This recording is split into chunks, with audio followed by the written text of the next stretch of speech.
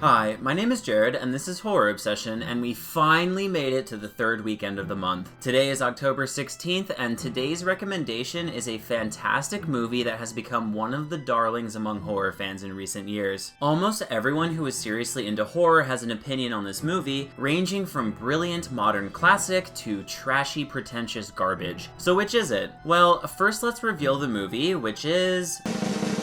It Follows, 2014, written and directed by David Robert Mitchell. I have a lot to say about this movie, so let's just quickly go through the setup so we can talk about the juicy stuff. Alright, so we start off seeing a girl dressed as though she left the house quickly, run out into the street, be asked if she needs help by a neighbor, say no, and run back inside, then run back outside and take off in her car down the street. She drives to the beach, her dad calls and she answers, she says she loves him, and then we cut to the following morning where we find out her morning beach Pilates went slightly astray. Next, we see Jay swimming in her pool outside her house. She catches the neighbor boys watching her swim, laughs it off to herself, then goes inside to talk to her sister, Kelly, and her sister's friends, Paul and Yara. Yara is reading The Idiot on a shell phone. Get it? Because it's a seashell, so shell phone. A lot has been made about this thing. Why is it in the movie? What's the symbolism? Is it like a Kindle or a cell phone? Well, it could mean a lot of things, and David Robert Mitchell has said having specific devices can make your movie feel dated, so they made one up. I love this decision since the movie obviously borrows heavily from the 80s aesthetic. Even by Mitchell's own admission, the cinematography is strongly based on Carpenter and Romero, and having an actual cell phone in the movie would definitely detract from the immersion. Alright, so anyway, Jay goes on a date with this guy, and they go to a movie. They're having a good time, playing people-watching games, and suddenly the guy becomes extremely uncomfortable and asks to leave.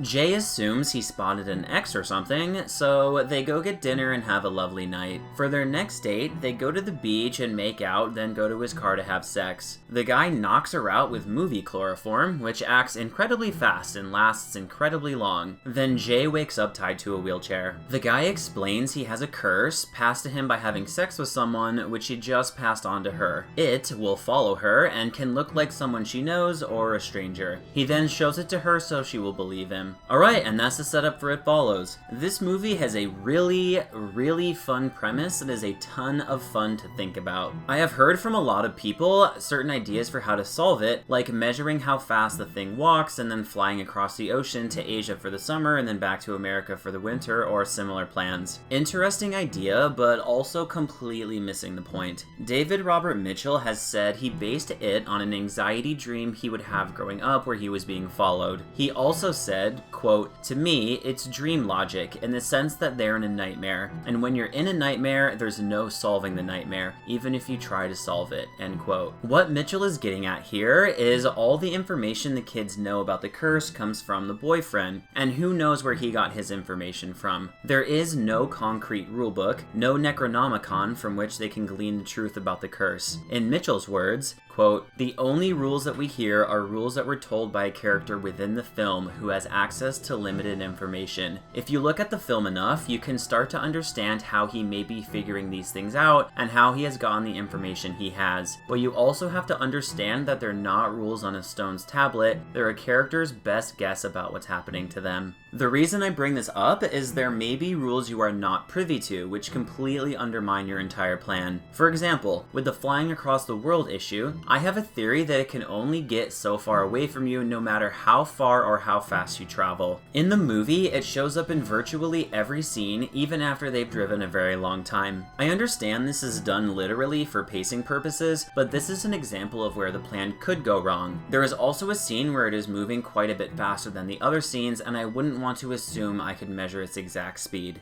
The point is, with imperfect information, you could never be certain of your plan, and you would still have to worry any person could be it and live your life in constant, unrelenting terror. Which is what the movie is really about, very similar to the concept for Terminator, which Kyle Reese passionately explained. That Terminator is out there. It can't be bargained with. It can't be reasoned with. It doesn't feel pity or remorse or fear, and it absolutely will not stop, ever, until you are dead. Anyway, besides trying to solve the villain, this movie also has a theme to it. I've already talked about this movie a lot, so let's keep it brief. The obvious comparisons are to HIV and other STDs, since it is passed along via sex. However, I am a huge horror nerd, and this is a horror movie, so I have another theory. Having sex in horror movies is essentially a death sentence, as Randy explains in Scream. This is the sin factor, where the kids who engage in sinful activity are cathartically killed off. I like to imagine the curse as a physical manifestation of this concept, and that since they are in a horror movie, having sex causes them to become marked for death. Alright, and that's it follows, and check back in tomorrow for an incredibly fun, gory, disgusting splatterfest featuring amazing creature design and very self-aware commentary.